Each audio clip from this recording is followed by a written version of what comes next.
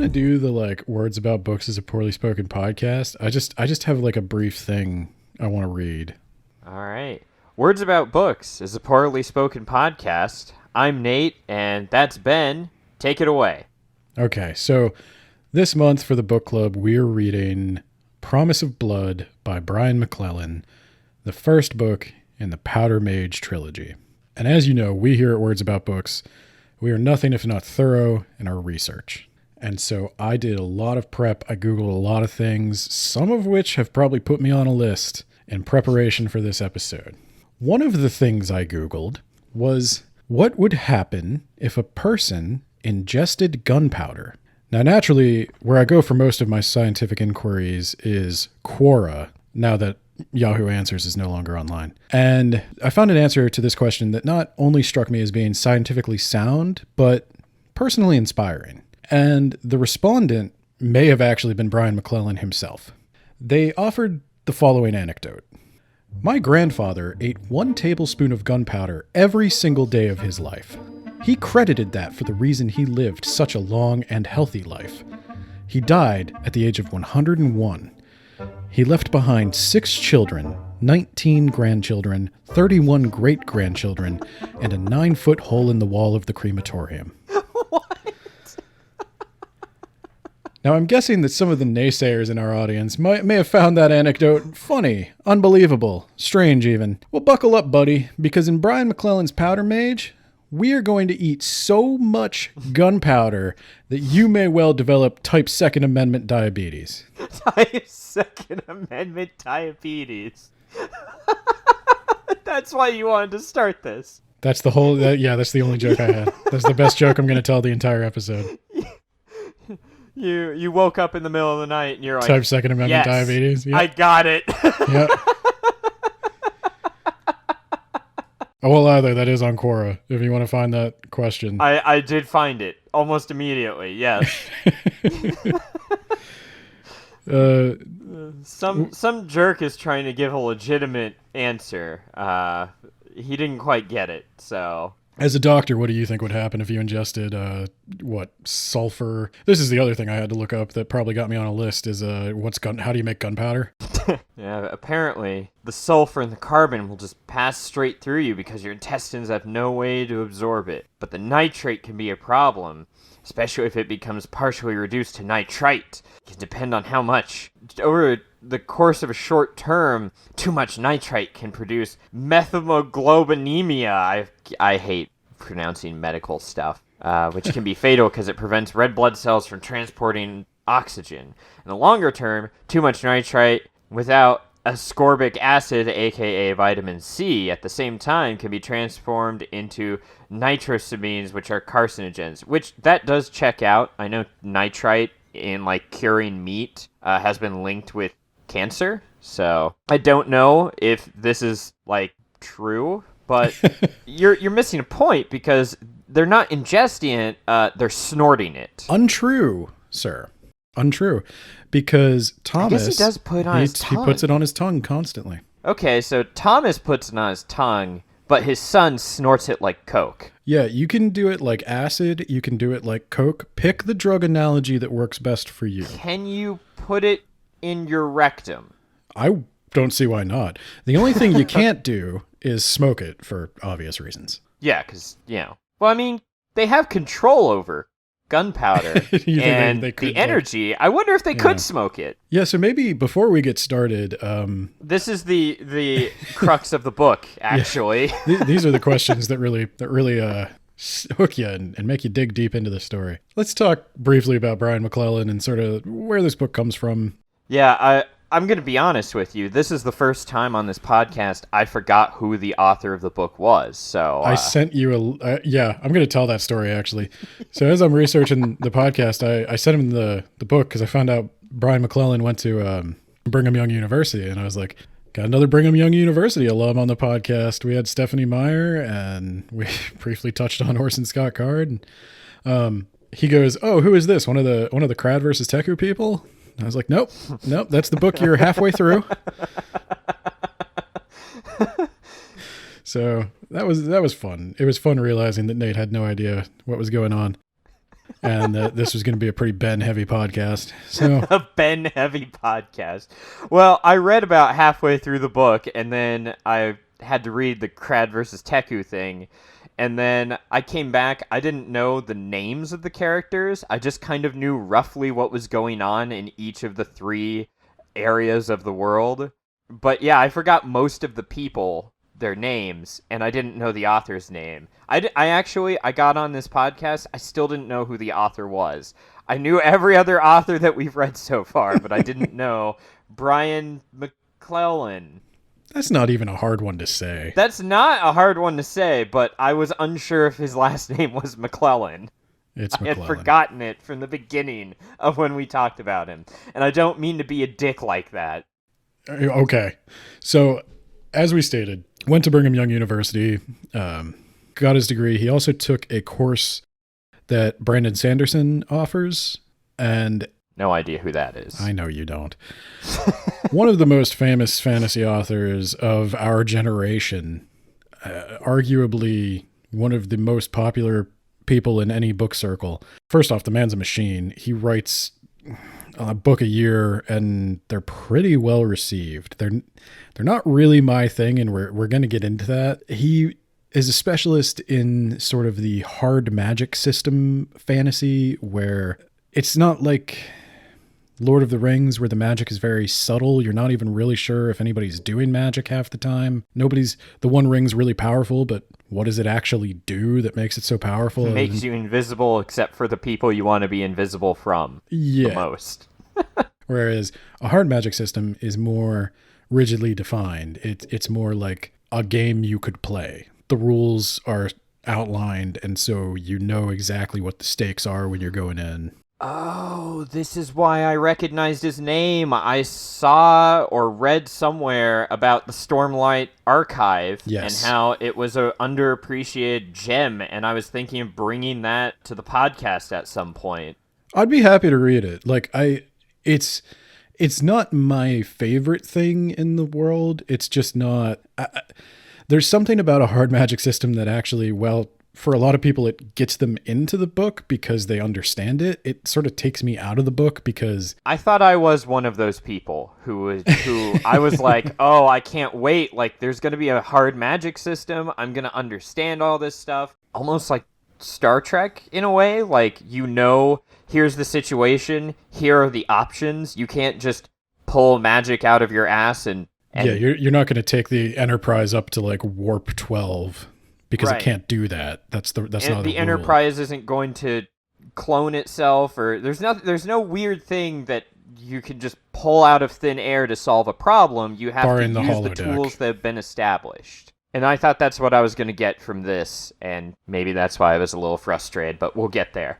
That's definitely the kind of fantasy that I think Brian McClellan wants to write, and so there's probably no better person to study under for that than Brandon Sanderson. I've seen people whine a little bit and say that this 8-week course is not technically studying under Brandon Sanderson, but Brandon Sanderson is quoted on the cover of this book, so obviously they've spoken. I think it's perfectly fair. This is a hard magic system. This is also Brian McClellan's first book, so maybe some of the problems you have with it have been ironed out in future books. Maybe his magic systems get a little bit better. I know he's written a lot more in this world, but he's also written just other stuff entirely now. Because the magic system is so important, I want to do a very quick version of what we did with Dune and get some of the terms and structure out of the way right up front. So there's a couple of levels of magical being, and I'm going to say being because I'm not entirely sure what everybody is, if they're human or not, but there are definitely people who are empowered with the ability to do magic and people who are not empowered with the ability to do magic.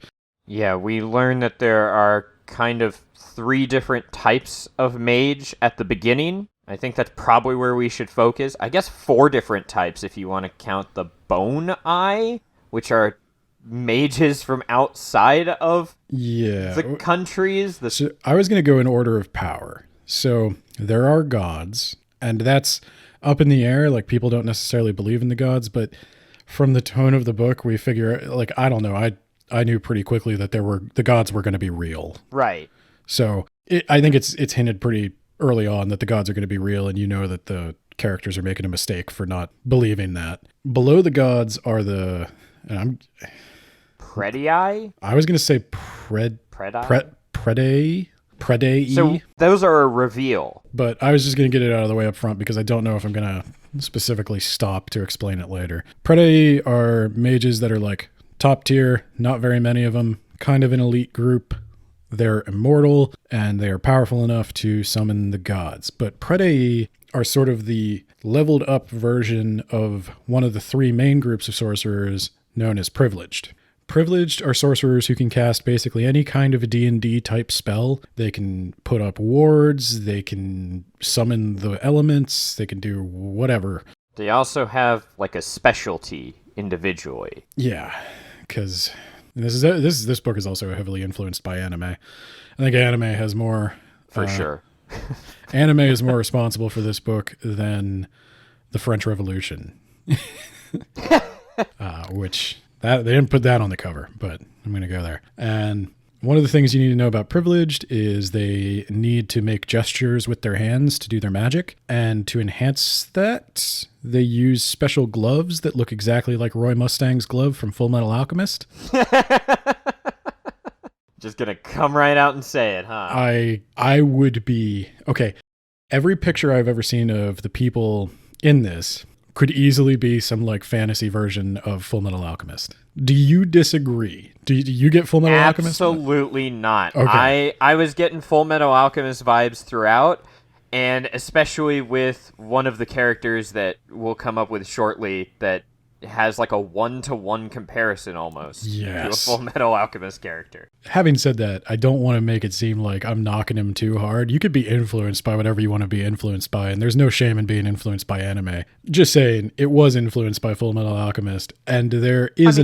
we were influenced by anime ourselves. So. There's enough of a difference that he's not like plagiarizing Full Metal Alchemist. I was just surprised to see like... He wears his influences on his sleeve, and that's okay. Yeah. There's nothing wrong with that. That is not one of my many problems.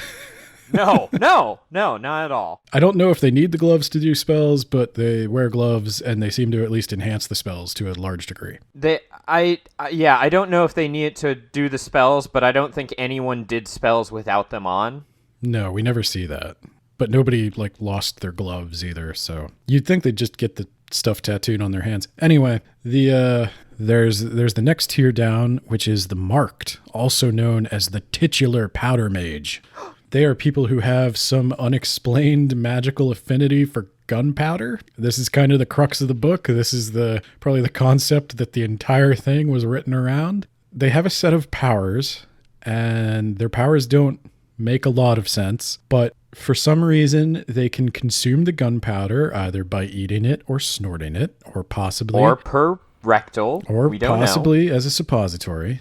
And they then enter something called a powder trance, which improves all of their physical attributes. They see better, they hear better, they fight better, they heal faster, they take less damage. They huff gunpowder, and then they become supermen. Yep. And they also control the gunpowder. Yeah, they sure do.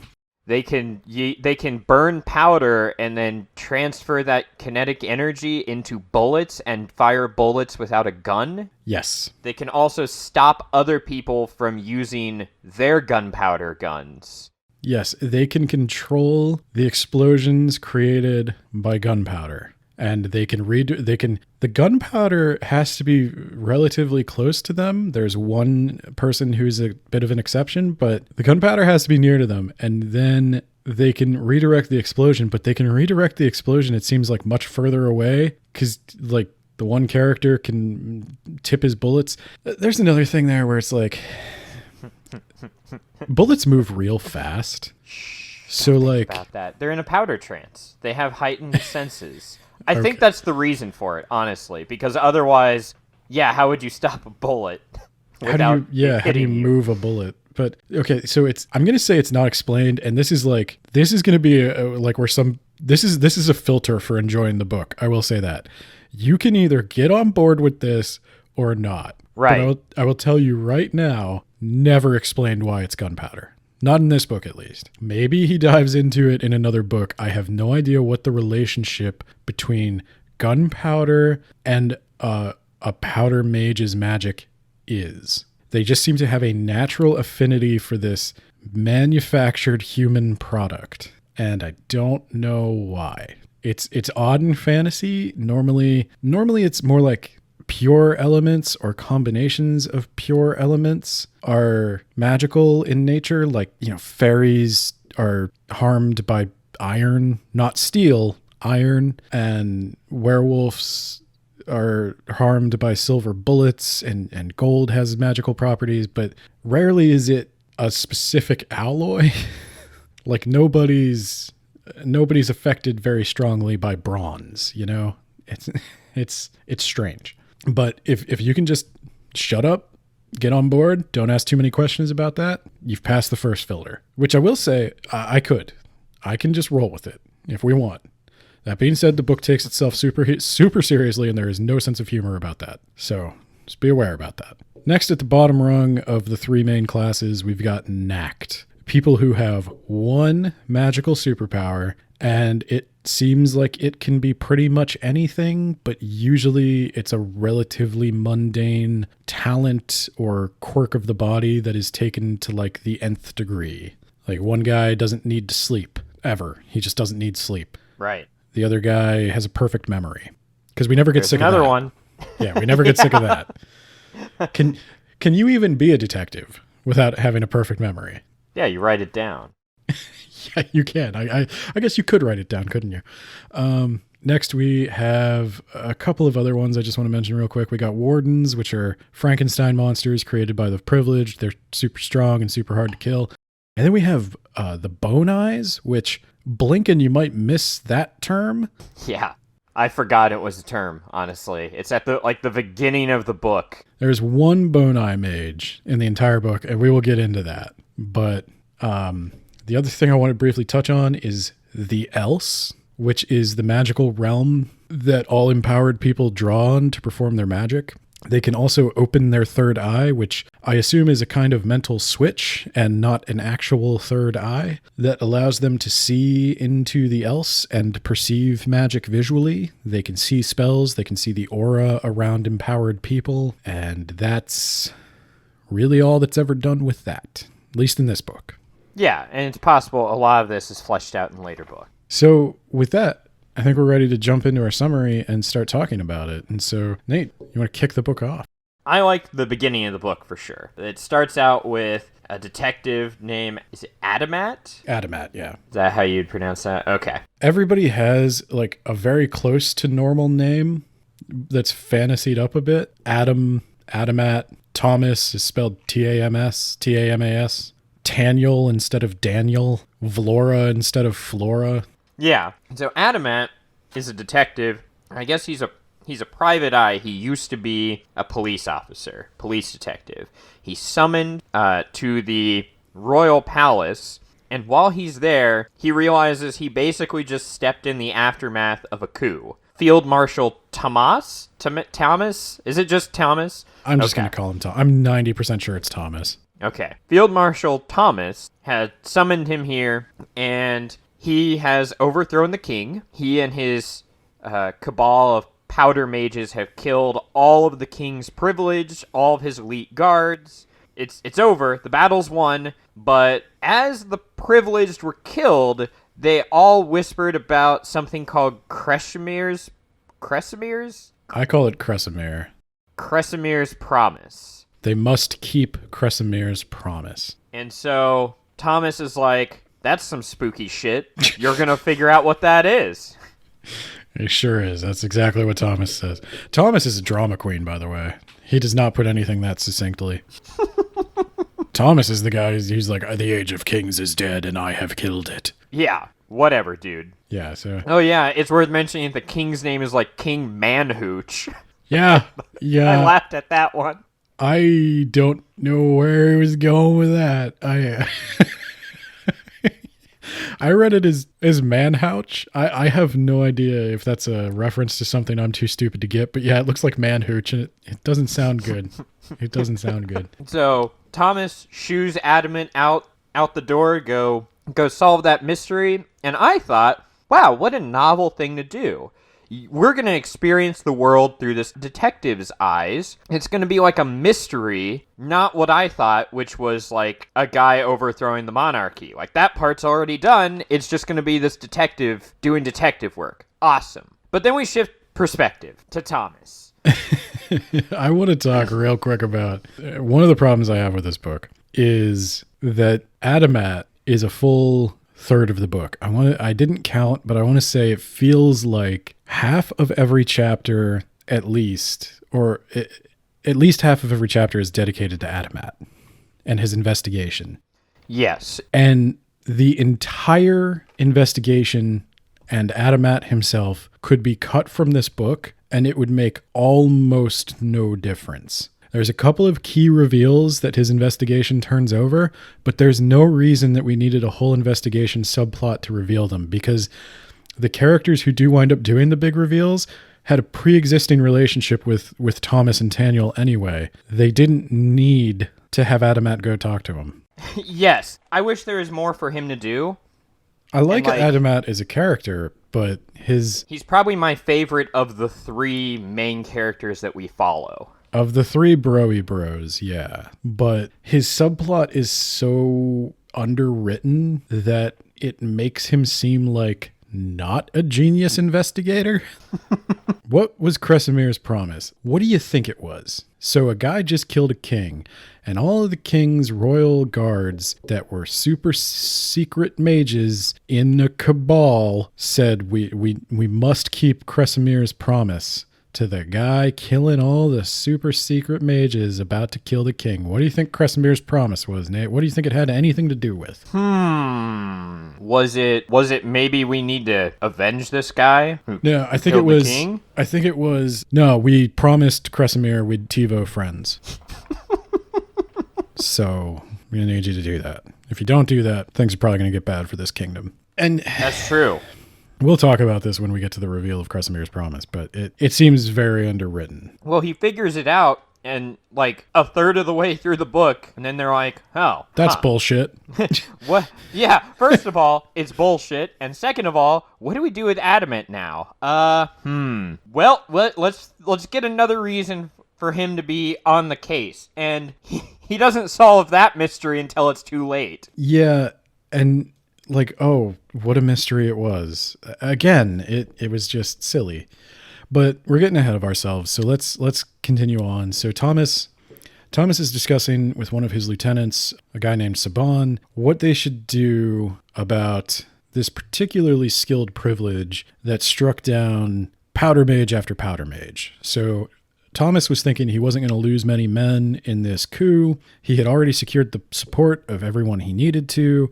It was going to be pretty bloodless because this king was deeply unpopular. He was an idiot, and he was about to sell out their country to a neighboring country and basically become like a colony of that country. Yeah, he was going to sign these things called the Accords that would outlaw basically everything that makes this country unique and a good place to live, and just every major political faction was disappointed with him. So he was surprised to find that one particular privileged put up a fight that was so much beyond the average privilege that it's suspicious. And she got away. They need to figure out what to do about her. And they're thinking about maybe putting some assassins on the task. And Thomas is like, okay, we'll consider it. But first, he's got to deal with the king. King Manhooch the Fourth or something. And I don't know why it couldn't have been Charles, just spelled funny like all the other names, but it's Manhooch. Manhooch.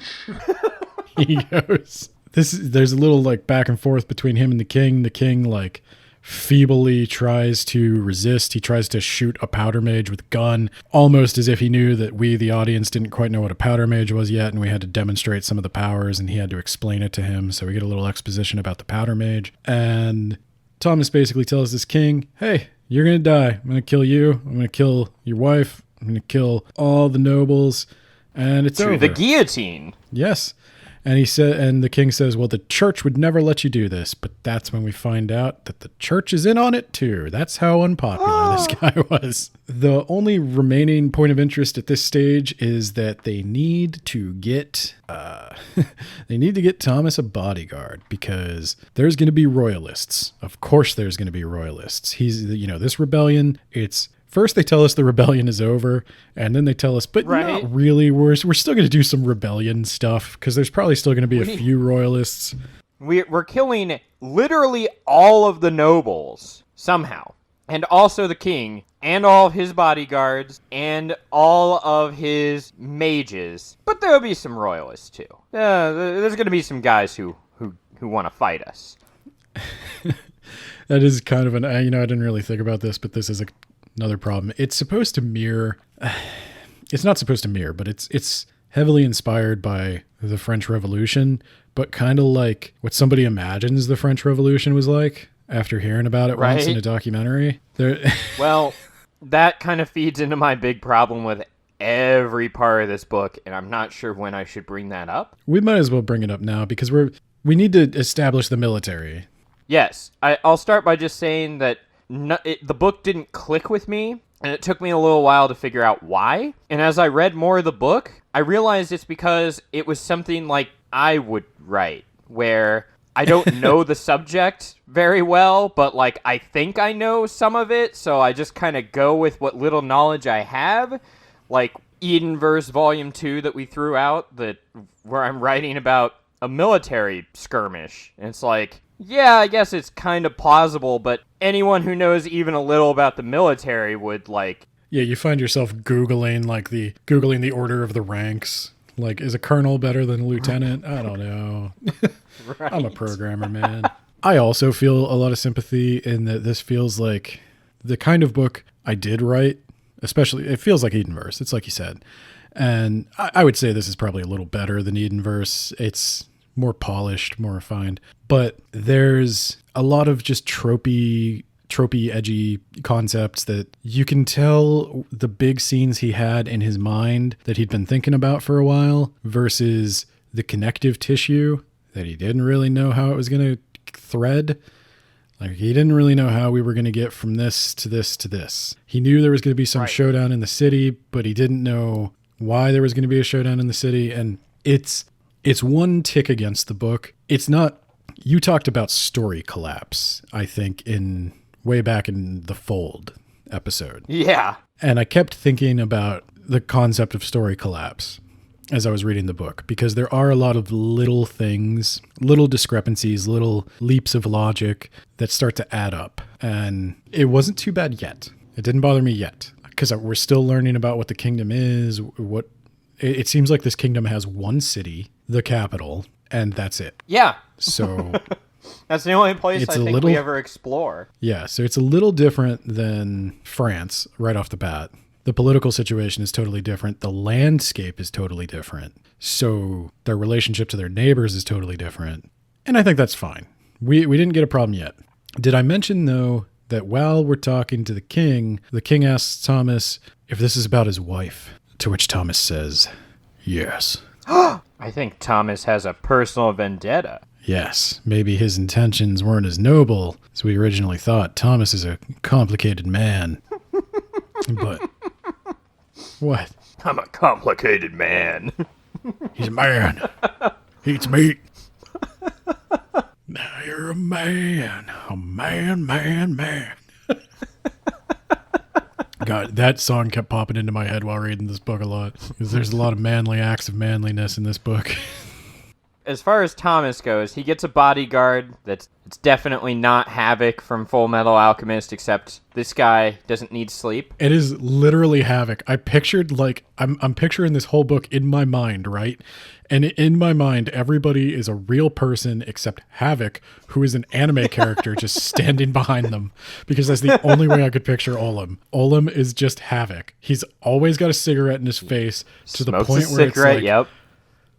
I kind of wonder how he's even functioning. He literally always is smoking a cigarette. And sometimes more than one. Like sometimes during the course of a scene, he will finish a cigarette and roll another cigarette. Because he's a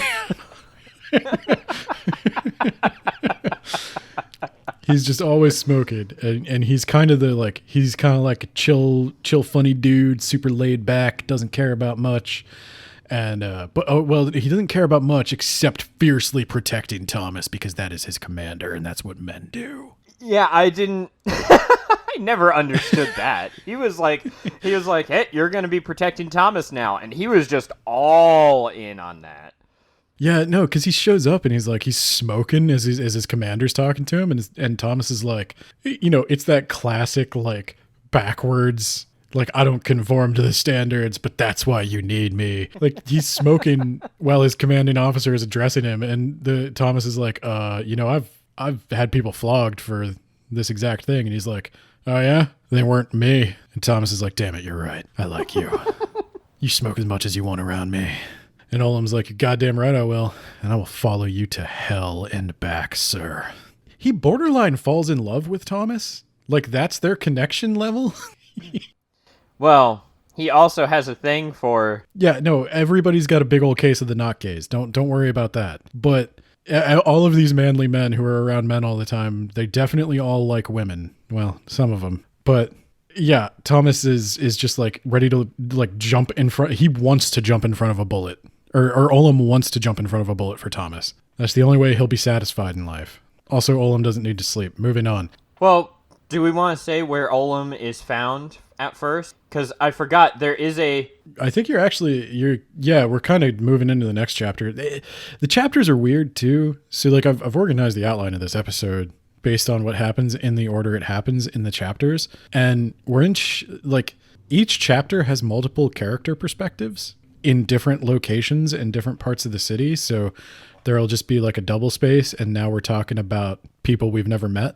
So, right. Yeah, I guess I was going to say like, oh, we're not there yet. But yeah, that does happen in chapter 3. It just happens along with a bunch of other stuff that happens in chapter 3. So yeah, by all means, talk about where we find Olam.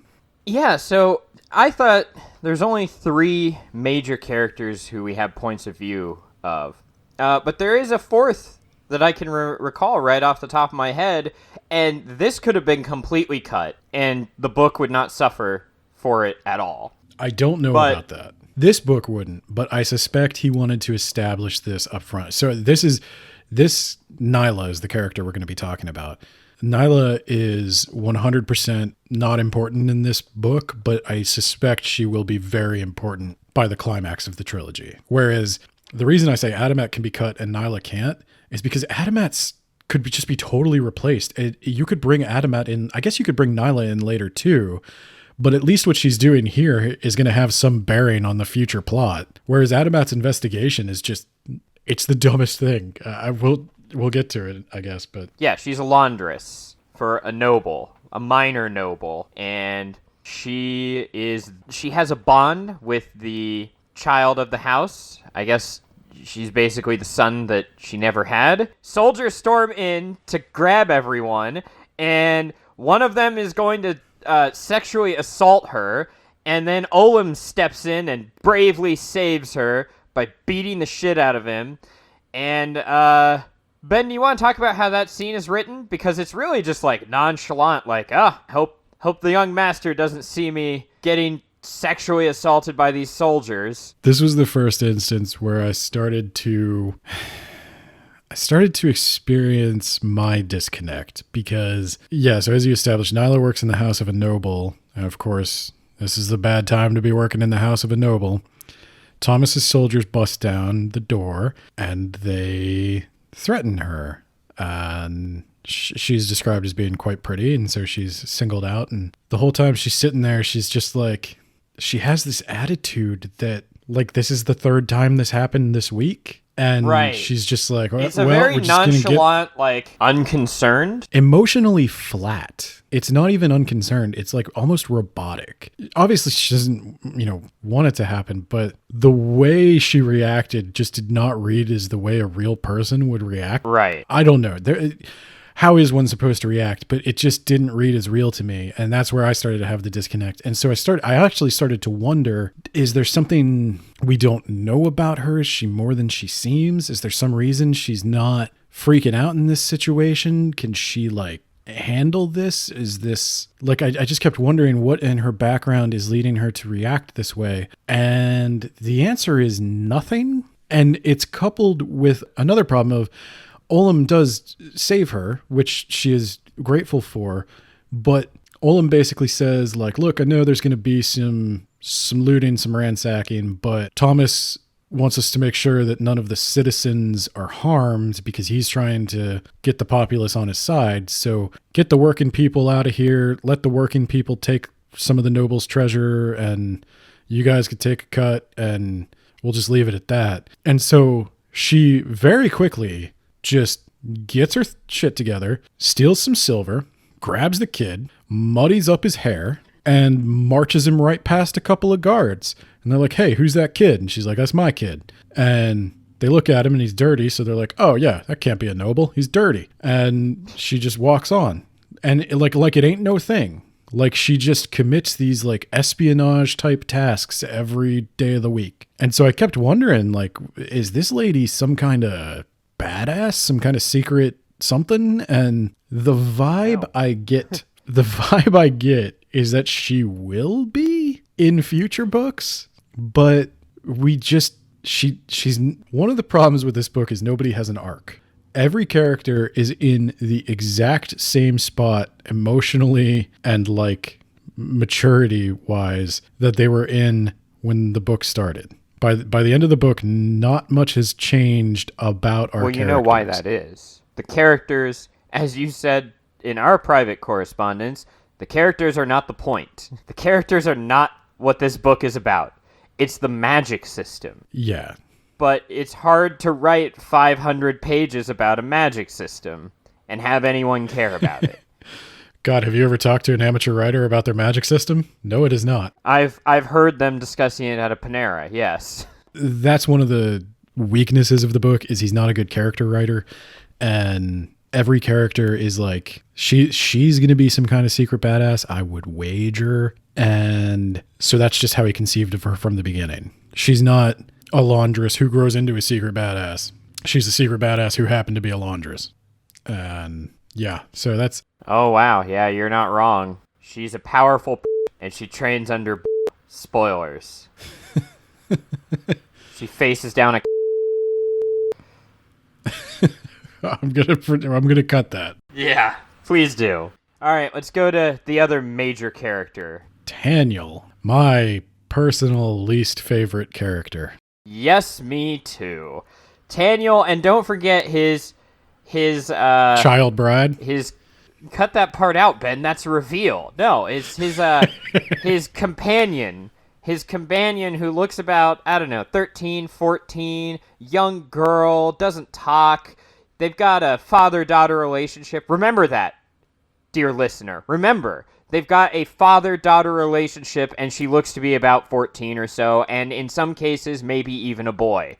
What's her name? K-Poel? K-Pole? Capoel.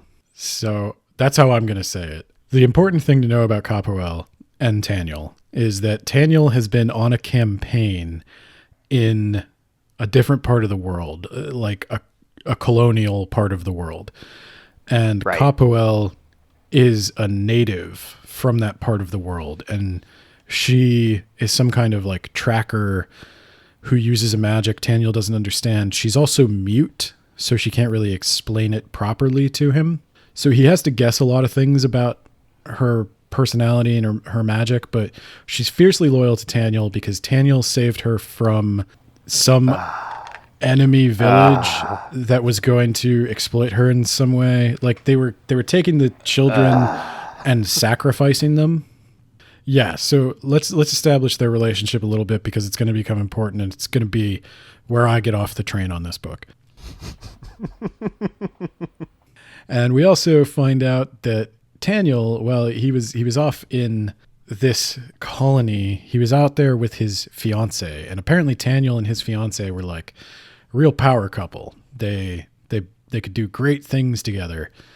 And Thomas was like really looking forward to the two of them getting married because Thomas is a little too involved in his son's life. And he was definitely not trying to breed better powder mages. No, he wasn't trying to do that. Daniel does think about that, and then he never thinks about it again. If that happened, he wouldn't be sad, but maybe, you know, he just really wanted these two to work out. Yeah, his fiance was someone who lived in their house. Yeah. Like, grew up with Yeah, she them. sure was. Yeah, there's a lot of weird shit going on. So the other thing that happened is they're not fiancés anymore because she had a little bit of an indiscretion. She cheated on him. And Taniel... Oh my god. Taniel caught her in the act. He acted not at all like a coked out, insane person and grabbed the guy she was sleeping with and nailed him to the wall with his own sword. And that's how he left her, and he never talked to her again. He relays all of this to Thomas, who is like not surprised that Taniel, as far as we know, killed a civilian outside of combat in a murder, which was murder and was illegal. This is how we're introduced to one of the heroes, by the way. Like, what we're really going to focus on here is not the murder, it's the cheating. How could Vlora do that to us, Thomas says. Yeah. He doesn't say that exactly, but that's the vibe. And He might as well have said that. How could she have done that to us? even though it's like mentioned before Vlora even gets there that Taniel was making out with some barmaid, but before he slept with her, he remembered Vlora and stopped because he's a gentleman. Oh, that's good. Like that. That's good. I Yeah. forgot that part. Yeah, I hate Taniel. It's okay. It's okay to make out with someone as long as you don't sleep with them. Yeah, no, yeah. Look, everybody draws their boundaries differently, I guess. I still just can't get over the fact that like Taniel, like he says without any evidence, as far as I know, that somebody who was an enemy of Thomas hired this dude to seduce the fiance. To get at Tom, or to get at to Taniel. get at Thomas. Or to get at Thomas. Yeah, to get at Thomas through Taniel by ruining this perfect marriage. And so it's okay. It's okay that he just murdered a guy because that guy was hired by somebody they don't like. It's fine now. He's basically an enemy combatant. I'm learning a lot about life right now, I gotta say. He's basically an enemy combatant if he was hired by a dude you don't like to seduce your fiance. Well, as we learn, he has to be ordered to attack an enemy combatant. Sorry, I'm getting ahead of myself. I don't like to speculate about where an author gets their ideas. So I won't. Let's leave it at that. Yeah, okay. So let's just speed on this. Taniel and his 14-year-old possible boy, but not companion, are going to be paired with two... Taniel and his prepubescent daughter figure go on an adventure together while Taniel's just... Oh, and he's just snorting gunpowder the way Olam is smoking cigarettes. Yeah, but that's okay because, like, he's a powder mage. Anyway, paired with two mercenaries to go track down that mage from the beginning of the book that we forgot about because we talked about like 2 hours ago. One of them is a mage breaker, and I need you to remember this is a hard magic system. So mage breakers, they can nullify magic. They're a special type of privilege, and that's definitely what's going to happen when they find the trail of this lady. Are we good for Taniel and his adventure with his 14-year-old prepubescent daughter-son? Yes. Because the next thing you wrote here is, Adamant tells his family to skip town, his loan shark disapproves. That's all I care about, actually. That's basically all you need to know. His loan shark is upset with him, and he sent his family away. So moving on. So let's talk about Adamant real quick. Can I just summarize this first part of he goes to the library and he goes to another book source and he keeps finding that pages on whatever Kresimmir's promises have been destroyed utterly. Yeah. That's several chapters. And eventually he finds a boxer friend of his who he hires as his bodyguard. Good old Sue Smith. Oh, is that how you Sow say it? I Smith. think actually I think I've been saying Sue Smith as well. So, Taniel and Capoel and Julene is a mage, and Gothen is the mage breaker. They find the super powerful mage and barely get away from her. Gothen finds out that his mage breaker powers don't actually, like, they turn her power down a little bit, but they don't completely block it out, which has never happened before. And then they track her down again, and they find a royalist encampment. I like how you put that in all caps, because it's like this general's estate or house. Like, this general, who is definitely a royalist, is back in town, and it's crawling with Heilman. I just like how they were hanging out in the city and like nobody knew, and they were like obviously standing there guarding this house. And Yes, like, probably a ton it was of people in the saw city. It. Yeah. It was in the city. It's really weird. And it's at this general's house. Yep. A guy who's known to love the monarchy. Yeah, and he was out of town and there was no way he could come back. No. They specifically There's did it only when he one was out of town town. Like, I don't know if there's like, everybody loves this guy. I forget his name. Because I also forget he does his nothing name in 'cause this. he's unimportant.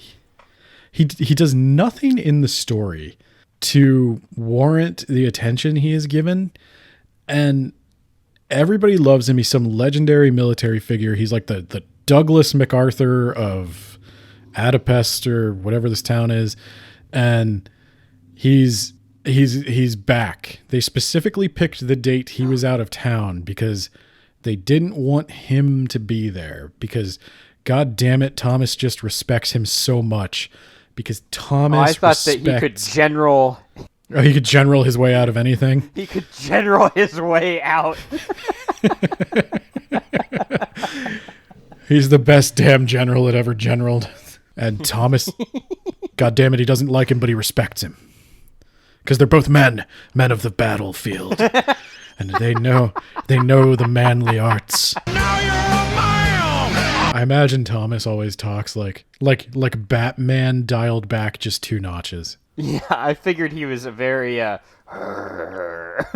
very throaty man. It's not eugenics, Daniel. It's not eugenics. I was very clear about that. When I told my friend Saban. Do you want to go on to the next part where Thomas single-handedly, with a few of his men, almost gets murdered?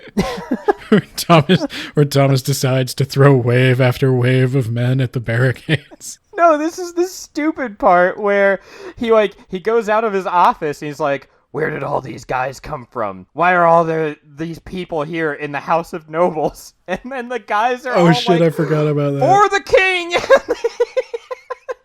All these people, just like an entire battalion of assassins. Thomas is finally going to talk to Vlora, and he's going to give her God a damn what it, for Vlora.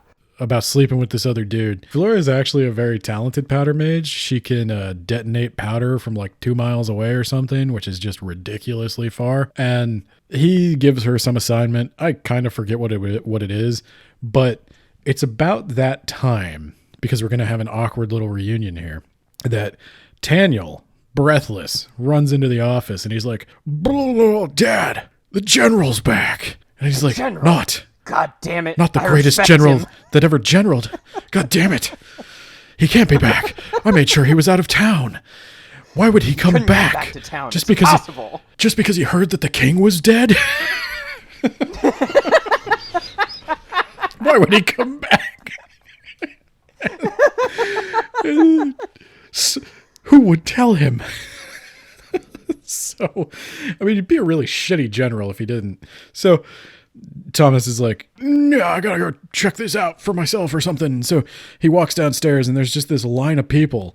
And he's like, what are you doing? Why are you here? Why are you standing in my office? It's like this line of petitioners who have come to like file their grievances with the new head of state at City Hall. And the one guy goes, I'm here to dispute my taxes, sir. And Thomas responds that I didn't raise taxes, son. And he's like, for the king! Boo! And he fights. And because what they were waiting for, the signal that they had all agreed upon ahead of time, was they would wait for a dramatic reveal. And then everybody would riot. And so when Thomas gives them their dramatic reveal, the entire line bursts into action. An entire conga line full of assassins. So here's the way soldiers work in this universe. There's no rules of engagement. There's no standing orders. If you are not specifically ordered to do a thing, you don't do it. If no one told you specifically not to let a line of petitioners in to complain about the taxes that don't exist, you're just going to let them in. You have no reason to stop them. You have no authority here. So this line of petitioners is just there. And this is another example of that, like, I had an idea for a scene where Thomas, Taniel, and Vlora would fight a bunch of people in a closed space. I didn't know how to make that scene happen, so it just happened. Yes, it's another of, this sounds like something I would write, although I don't actually think I'd write this. I sympathize with that a lot because in my own writing in the past, I have taken these shortcuts where it's like, I want a cool scene, but I thought about like 3 cool scenes, but I don't know how to connect them. Right. And so I sympathize with this. I have written this, and that's actually, we keep coming back to that, but I do want to emphasize that I enjoyed reading this book, and this is like prime words about books thesis statement stuff here. We initially started Words About Books because we needed to read more, and we wanted to discuss, and we wanted to try to improve our own writing, and this is a really great book for that, because it's like you said. Yes. I have a lot of problems with this book, and they're all the problems I have in my own writing, and so it's really interesting to see from another perspective. So I'm grateful that we picked this book. I know we're being a little funny, as we always are, but I did enjoy it, and I think like what we're talking about is like, if anybody else is in the same boat we are, where you like to write and you want to improve your writing, this is kind of why we pick apart the books we pick apart, is where we're trying to figure out where they go wrong and how to do it better. Right. And also what worked. Everybody gets away, but Vlora gets injured. She gets shot in the leg, and she's like, she was asking to be put back with Taniel before this whole fight started. Like, she wants to make up with him, which again, I don't want to say this is like wish fulfillment, but I find it odd that, yeah, she cheated on you. Yeah, that's true. It's not good. She shouldn't have done that. But you then did turn around in a coke-fueled rage and murder the man she was sleeping with right in front of her. And the fact that she would want to get back with you? Let's be fair. If she just would have made out with him using tongue, perfectly acceptable. Okay, but yeah, here's the other thing. Like, I don't even think Taniel likes her. Like, we established that. Like, as she's like, no, Taniel, come back. Taniel's like, yeah, I don't even think I like her. I think I'm just mad that she cheated on me. Like, I think my ego is more wounded than any actual, like, feeling of loss. He does also start to question, was this eugenics? Was my dad just trying to hook us up to breed a really powerful powder mage? He's like, I never really considered a world where I wouldn't be engaged to Vlora. And actually, now that we're not together, this is kind of freeing. And I don't know. To me, it just seemed like girl cheats on you and you get to have your big manly rage moment where you show the guy who cheated on her and her just how not to be messed with you are, and then she begs you to take her back. And it's like, buddy, if she was begging you to take her back, it's just because like she owes your family so much and she feels some weird sense of duty to marry you. She doesn't like you. Nobody likes you. You're garbage, Taniel. Tell us how you really feel, Ben. Yeah, that's how that goes. God, there's a lot of adamant here that's like not all that important. Yeah, boy, right? Oh my God. Well, this just says there's an earthquake, which, yeah, it just kind of happens every now and then. Earthquakes. There's an earthquake, which is, I guess, meant to signify that something is bad now. And again, if you haven't put 2 and 2 together, Fulfill Cresemir's promise. The king died. There was an earthquake. People in the city are starting rumors that maybe we shouldn't have killed the king. Now the gods are upset. I wonder what Cresemir's promise can be. I think it has something to do with if you don't pay your bar tab, Cresemir will be upset. So pay your bar tab, or he'll promise to throw your ass out into the street. It's no pork and no shellfish. That was the promise. And Thomas has been eating those shrimp poppers the whole time. And that bastard. So then anyway, Thomas also, he's like sitting in his tent because he's getting ready to meet with the royalists when the earthquake happens. And after the earthquake, everything gets thrown to the ground, everything gets messed up. And then he wakes up and there's this random fat guy standing in front of him. That happens to me too, from time to time, actually. I'm not a random guy. This guy says that he is the greatest chef in the world and that he's the reincarnation of the great god Adam, spelled with an O. And Thomas is like, God, I thought Adam was a saint. And he's like, churches, am I right? Like, no, we're all the same. All the brothers and sisters of Cresemir were also gods too. And I am the reincarnation of Adam, and I need you to trust me, Thomas, because we're in trouble here. And then something happens, I forget what, and then when Thomas looks up, the fat guy's gone. You must have skipped over the part where the royalists are defeated. Oh, no, it's kind of buried in there because it just kind of happens. So let's talk about the royalists. So the royalists... That's the case of like every chapter having 4 different perspectives that vary in time and place, and I don't even know why he bothered doing chapters. I don't know why he bothered even having royalists if he was going to write them off like this. So the royalists, they all get organized inside the city, and they throw up barricades, ?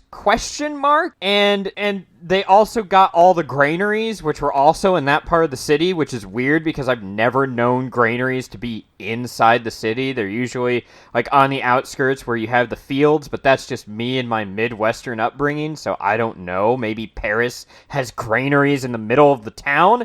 But Thomas is like, all right, our plan is to surround the barricades, but we don't want to turn this into a bloodbath. I don't want to unleash the cannon fire and end this quickly. Let's surround them and starve them out. Oh, wait, they have all the grains. Okay, let's hear what they have to say. And then they bring out the general, the best damn general who ever generaled a general, and his... You know what makes it better? If you imagine that this general is the general from the auto insurance commercials. Well, then he has to have Captain Crunch under his employ, right? Yeah, I mean, Adapest has a great navy, so I'm sure Captain Crunch is out there. So they're like, all right, here are our terms. Thomas, we'll let you'll be the new Magus Cabal, you'll retain your rank, and we'll just place this boy that was saved by Elandris. See how that was important? We're going to put him on the throne, because he's like 13th in line to the throne by some distant blood relation, and it'll all be good. You want to do that?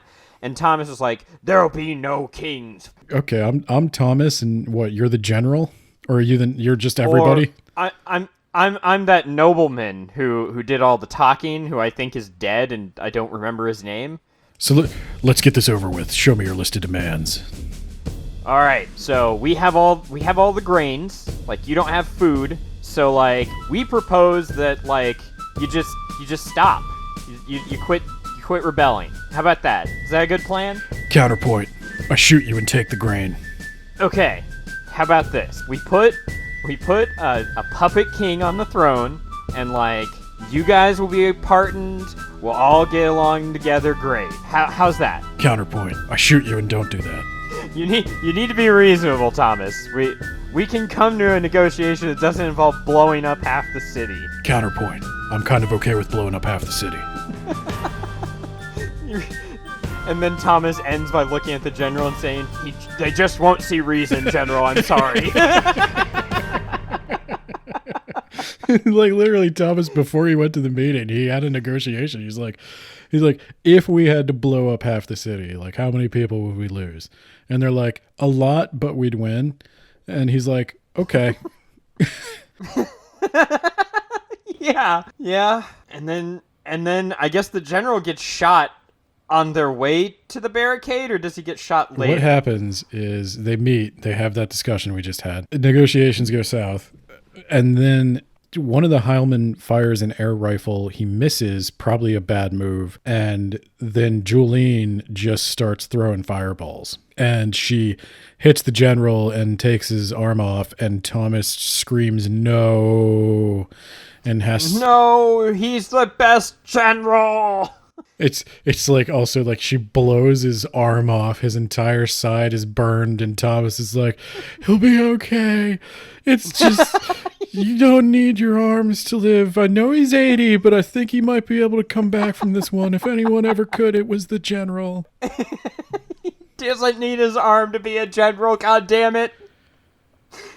He could I guess he can't be an armchair general, though. Aye. I'll see myself out. Yeah, please do. So yeah, that's how the general ends. He does die. He the 80-year-old man does not survive that. Yeah, he's not. Turns out he was not all that important after all. He wasn't one of the lucky few who can snort gunpowder for healing bonus.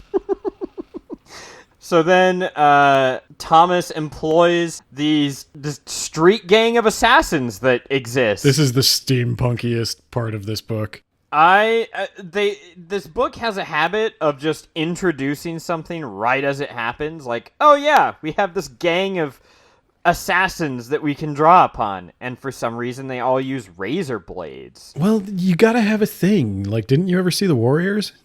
I mean, look, I'm sure if a guy came at me with a razor blade, it wouldn't be great. But if I also had a gun, I'm pretty sure I'd win. But what if that guy was like hella crazy? I mean, if I shoot him, you could be as crazy as you want, buddy. You know the funny thing? That's exactly what happens. When they come after Adamat, he just kills them. Yes. Yeah, well, we'll get into that. It's the main characters definitely have plot armor, real thick plot armor. When you are right, there's the solution to every problem is not a solution you possibly could have figured out, except for Kresimmir's promise, which is just like, duh. Yeah. Yeah, the Blackstreet Barbers are what they're called, and they just sneak through the barricades at night because the general's dead, so they didn't post guards, I guess. And then they assassinate every man and woman and maybe even child in their sleep with razor blades. What? They chase the super strong mage, which we'll find out is a Predii or whatever. He tells Adamat, like, go talk to Bo. He'll tell you about Kresimmir's promise. I'm gonna get out of here. And Taniel finally catches up with her towards the end, and she's like, I just want to leave. So if you leave me alone, I won't slaughter you. And so he lets her go. This is like a whole other book from what I just read, Ben. I just got done with the book like yesterday, and like where they end up is so far removed from where they started. This whole royalist uprising has like no consequence on the second part of the book, which is a whole different adventure. It is quite a journey they go on. Not an emotional or character-driven one. Oh, also the Magebreaker dies. Nobody cared. Yeah. He melted. He melts into like soup. Yeah, he melted. It was a bad time. Julene's kind of sad about it, but she gets over it pretty quick. And then, the Blackstreet Barbers kill all the royalists, and they capture the little kid. Nyla, who is the laundress, swears revenge. She's going to starch his collars extra tight. And then... Yeah, that'll get him. To be honest, that is the first half of her plan. But it turns out Thomas likes it that way. There is a line where Thomas says that she's the only person to ever starch his collars right. So that's the first part of the book. No, that's not the first part. I wanted to say one more thing. There's one more big reveal. I wanted to end specifically on chapter 14 because I feel like that's where the book really shifts. God damn it. Yeah, you're right, though. There is a definite shift here. Two main events that happened in chapter 14. The people who started all this off, if you remember correctly, that the whole reason they killed the king was because he was about to sell their country out to the nation of Kez. And the Kez delegates are about to show up.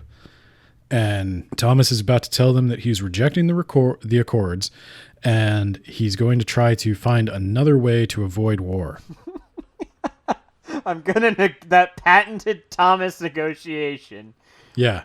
So I'm Thomas. I'm walking up to the docks. I'm getting ready to greet the Kez delegation. It's like, had a good breakfast this morning. I'm ready to start my day. I'm ready to have a good time. Let's do this.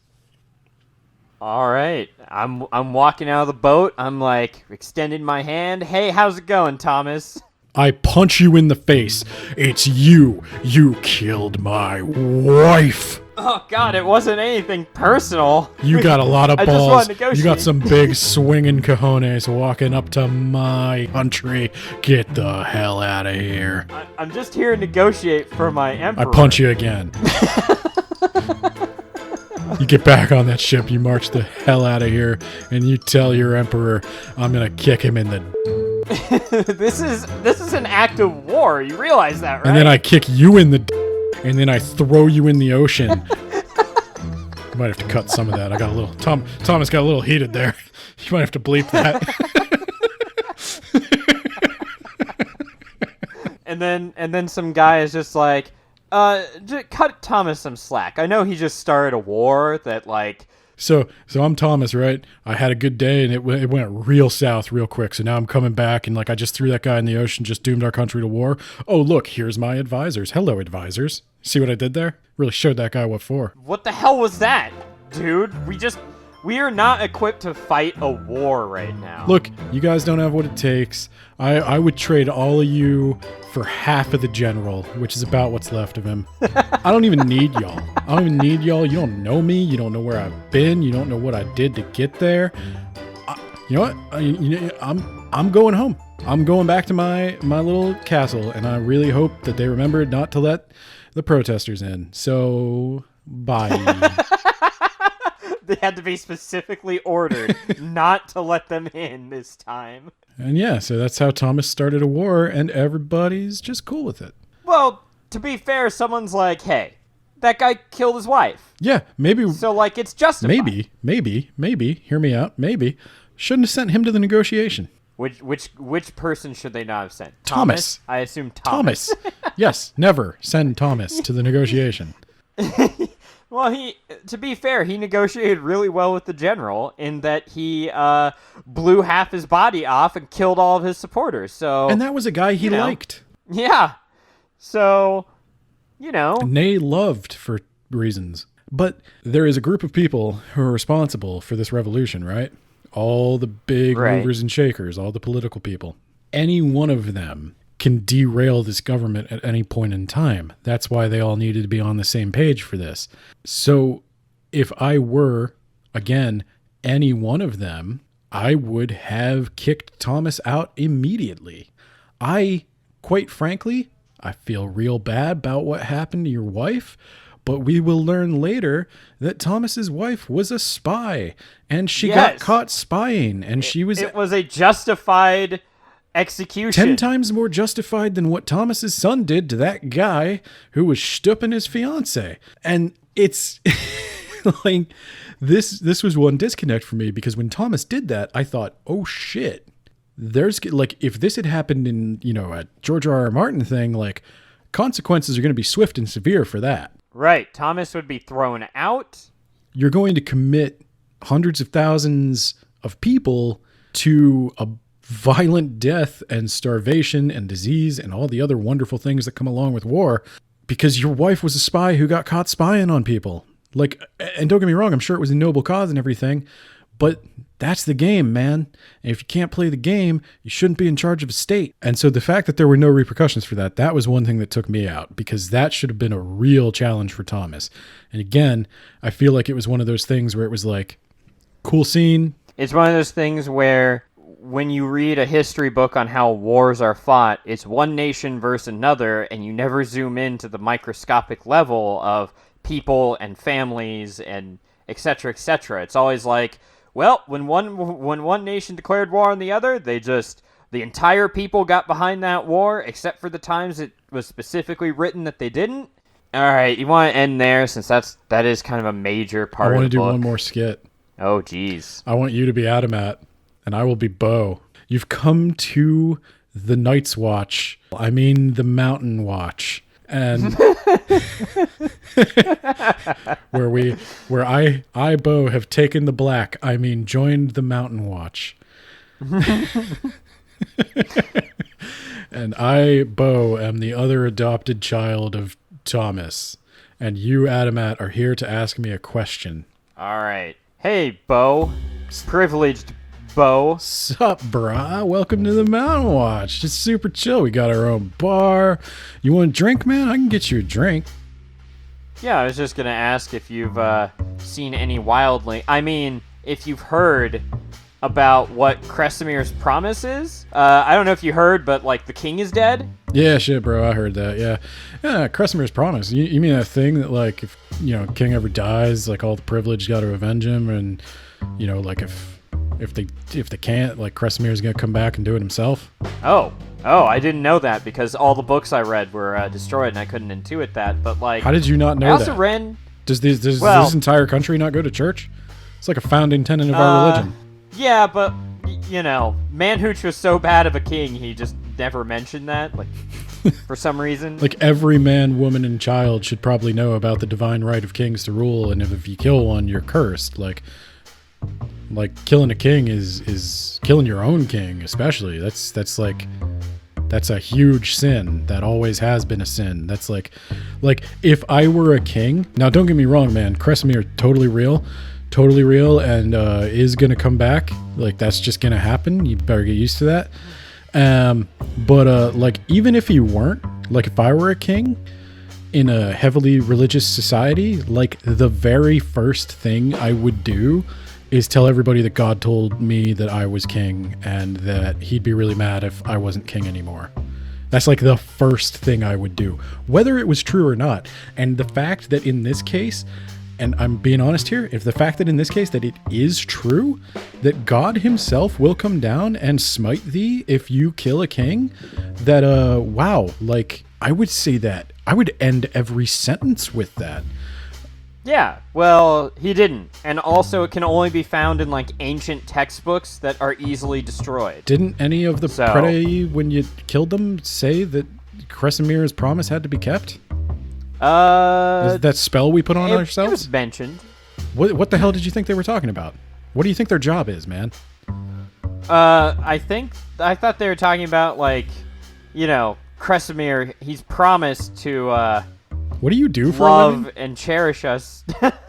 I'm a drifter. Yeah.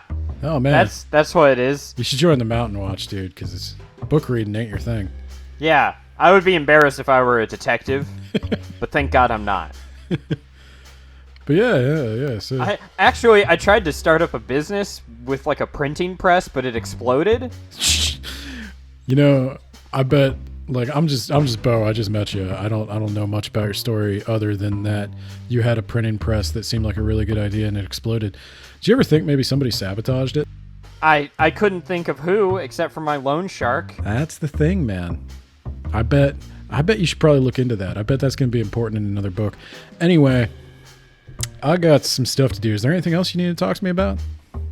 Yeah, there's some woman I ran into who said that she's going to come for you. I slap you in the face. I don't know what that means. I slap you across the face. Who? I shake you. I was like, who? Who told you that? Oh, Jesus, I don't know. Rosalia or something. I throw you to the ground.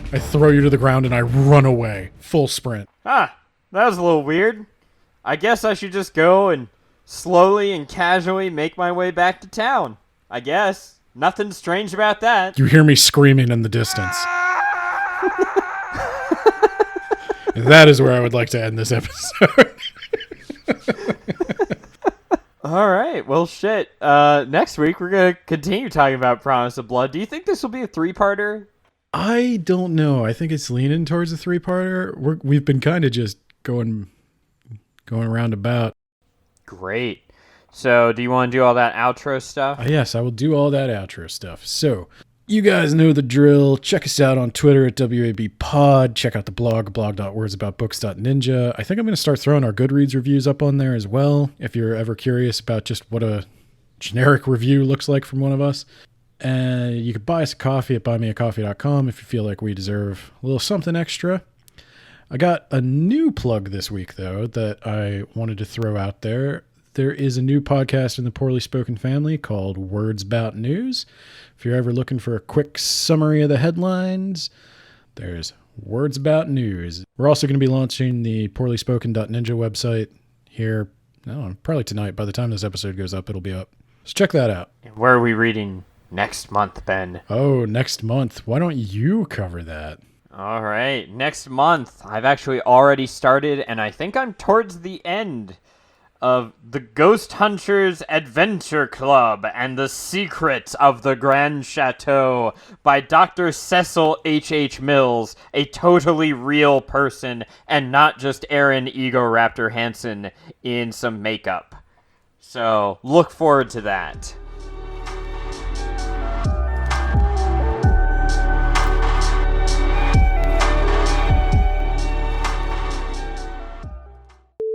Please, for the love of God, listen to Words About Books.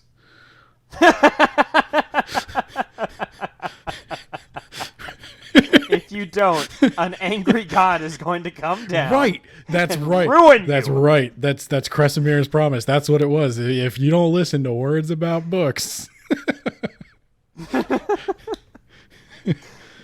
Oh, God. Good night, everyone. Later.